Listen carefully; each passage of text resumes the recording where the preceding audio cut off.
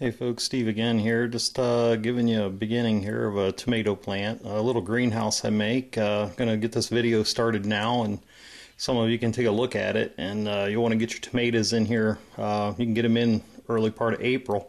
You won't have to worry about them freezing, but I'll go ahead and get as much done on this as what I can, and then during the season as they grow, I'll post some more videos, but you can go ahead and check these out and see if you can do this. Works pretty good. Thanks, Steve. Okay, here we have the frame, and I'm getting the dirt ready. I've already got 3 frames like this. These are made out of 5/4 deck board. And then you're going to see the plastic window bubbles. You need 2 of these. You can buy them at any of the lumber stores. Mate 2 of them together. They're fiberglass for over a basement window. Put 2 of them together. That'll build the dome for on the top, and you'll see here I'll get the dirt filled in, get the 2 frames on top, get the bubbles on, and you can take a look and we'll go from there. Thanks again, Steve.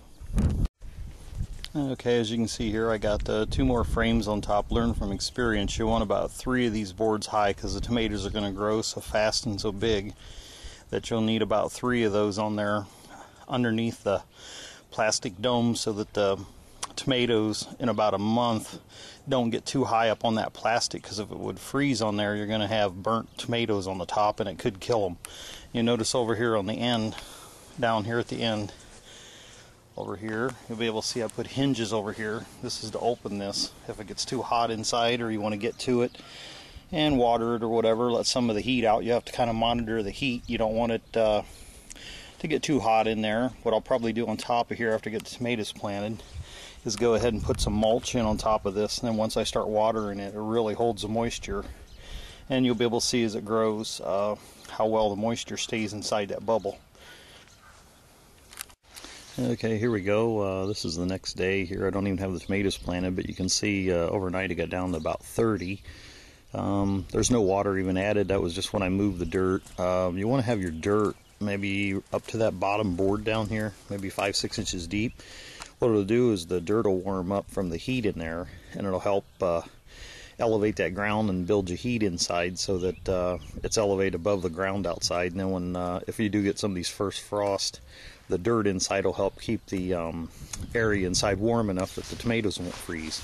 If you notice here where this is at by this building, I found that this is the east side of the building, so the sun comes up about midday, goes across the top of here, leaves the heat inside but doesn't get too hot, and then the tomatoes grow the rest of the day. And then you'll be able to see later on here that as the tomatoes grow and it gets later, you'll be able to just take the top off of here and leave your tomatoes grow right up through the bottom, through around the wood area here. And I'll show you here if I can how this lifts up.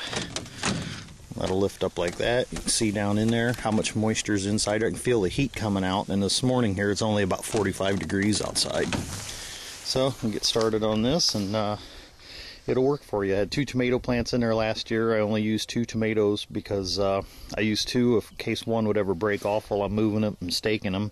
You'd have a spare. I've been averaging over 100 tomatoes off of each plant, and the plants will probably get around 6 feet high. So as I get a little bit farther along, I'll add to the video. Thanks again, Steve. Okay, then here we go. It's a few days later, somewhere around April 13th. Got the tomato plants in. You can see here. Here's the outside of the box. I got it backfilled with dirt. Got it about maybe 5 inches deep. Got it hilled up, and that'll help build temperature. And as you can see, it's maybe getting close to 4 o'clock in the afternoon, but the greenhouse is in the shade. So east side here, sun will catch us in the morning, and here in a second I'm going to go ahead and pour mulch in there and mulch that in to hold the moisture, and get you a picture of that, and we'll go from there.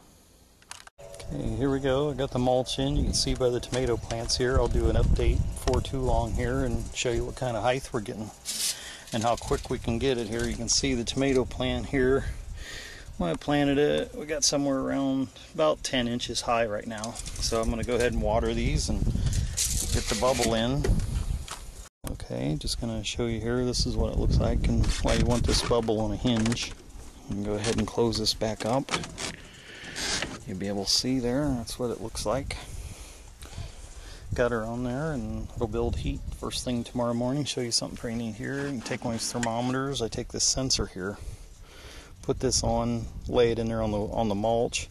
Of course, you got your control inside. You can go ahead and monitor your temperature, and with the time set on there, you can see what your low temperature was and what your highest was inside the box. That's kind of works pretty good. So you might want to get started on this, and I'm expecting to get maybe 100 or more tomatoes off each one of the plants. So go ahead and give this a try and see if it works for you. It's not very expensive and keeps the animals out down here too. With this being elevated, the rabbits won't jump up in there. So go ahead and give it a try, see if it'll work for you. Get an update here when the plants get going here in just a few weeks and show you the progress.